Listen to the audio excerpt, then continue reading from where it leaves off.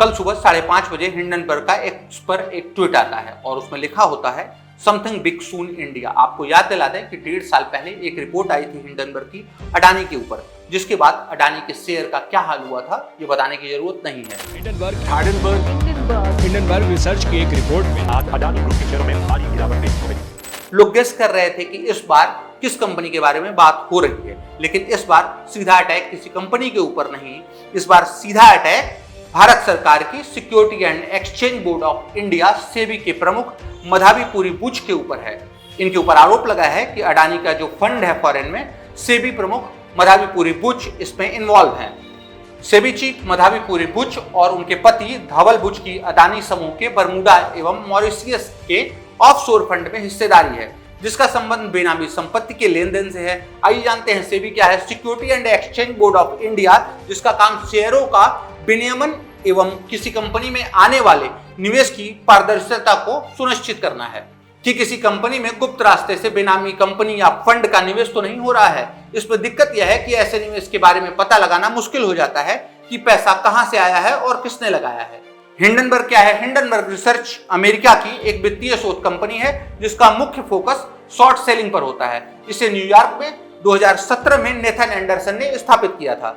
Hindenburg का आरोप है कि लगभग 1.5 साल पहले उसके द्वारा प्रकाशित रिपोर्ट की अडानी समूह द्वारा बड़े पैमाने पर ऑफशोर ट्रेडिंग के माध्यम से भारतीय शेयर बाजार में शेयरों के दामों में आभासी बढ़ोतरी की जा रही है, जो अब तक की कारपोरेट की सबसे बड़ी चोरी है।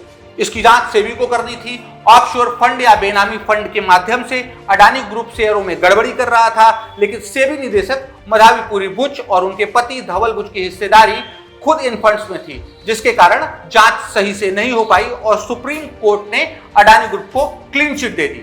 ऑफशोर ट्रेडिंग की बात करें तो जब कोई कंपनी सेल कंपनी के माध्यम से भारत में निवेश करती है तो उसमें निवेश की कंपनी के शेयर के दाम बढ़ने लगते हैं, तो इस आभासी बढ़ोतरी से शेयर मार्केट में इन्वेस्टमेंट बढ़ जाता है, जिसके बाद सेल कंपनी अपना पैसा निकाल लेती है, जिससे भारतीय निवेशकों का पैसा शेयर के दाम गिरने से डूब जाता है और लाभ सेल कंपनियों को हो जाता है।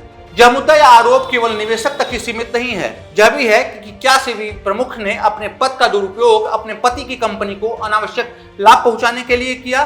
बताते चले कि मधावी पुरी बुच के पति Dhaval Buch real estate company Blackstone में प्रमुख सलाहकार हैं। ब्लैकस्टोन दुनिया की सबसे बड़ी रियल एस्टेट कंपनी है, जो रियल एस्टेट इन्वेस्टमेंट ट्रस्ट के माध्यम से रियल इन्वेस्टमेंट में पैसा खर्च करती है। वर्ष 2019 में भारत में पहली बार रियल एस्टेट इन्वेस्टमेंट ट्रस्ट बनाने की स्वीकृति दी गई। आपको बताते चले कि अप्रैल 2019 में भारत में लॉन्च होने वाला पहला real estate investment fund Blackstone company द्वारा स्पॉन्सर्ड किया गया, जिसके सलाहकार कोई और नहीं, सेबी चीफ मधावी पुरी बुच के पति धवल बुच ही थे। जब मधावी पुरी बुच सेबी की प्रमुख बनी तो उन्होंने ब्लैकस्टोन की अन्य 2 subsidiary trust mind space real estate investment trust को 2020 में एवं Nexis real estate investment trust को 2024 में भारत में आईपीओ लाने की अनुमति दी, जिससे विवाद और गहरा होता नजर आ रहा है।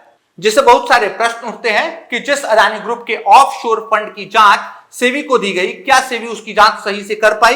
प्रश्न यह भी उठता है कि जब सेबी प्रमुख ही आरोप के घेरे में है तो उनकी जांच कौन करेगा? क्या उनको इस्तीफा दे देना चाहिए?